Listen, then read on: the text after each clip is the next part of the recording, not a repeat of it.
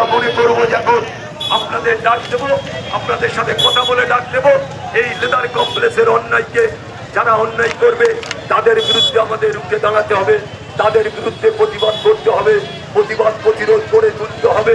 আইএসএফের আমাদের আইএসএফ মানে আমরা সব সময় লড়াই করি, আইএসএফ মানে আমরা সব সময় মাঠে ঘাটে আমরা লড়াই করি, রাস্তাঘাটে লড়াই করি, বাজারে বাজারে লড়াই করি, এটা মাথায় রাখতে হবে।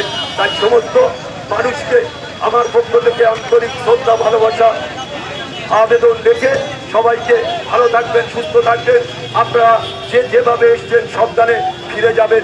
সবাইকে আরেকবার অভিনন্দন শুভেচ্ছা জানিয়ে আমি আমার বক্তব্য শেষ করলাম। ধন্যবাদ প্রিয় নেতা আরাবুল ইসলাম মহাশয়কে। আরও একটা খবর পেয়েছি, দিল্লি ভুসি এবং গার্বেজ যারা তোলে তাদেরকেও বিভিন্ন জায়গায় বন্ধ করে দেওয়ার চেষ্টা করা হচ্ছে। এটাও কিন্তু আমরা ছেড়ে কথা বলবো না।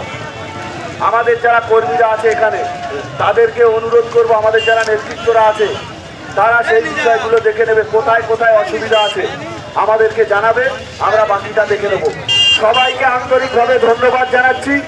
আমরা সবার কাজ এখানেই শেষ করলাম এবং প্রশাসনের কাছে আমি অনুরোধ করছি, বিভিন্নভাবে দিল্লি ভুসি এবং গার্বেজ যারা তোলে, পুরনো যারা তুলতো তাদেরকে আটকানোর চেষ্টা করা হচ্ছে। আপনারা এগুলো দেখে নেবেন দয়া করে, না হলে আগামী দিনে আমরা কিন্তু বৃহত্তর আন্দোলনে নামতে বাধ্য হব। এবং আমাদের ছেলেদেরকে অনুরোধ করব, তোমরা দেখে নেবে সমস্ত অঞ্চলের যারা এসছেন, অঞ্চল নেতৃত্ব, অঞ্চলের কর্মীরা।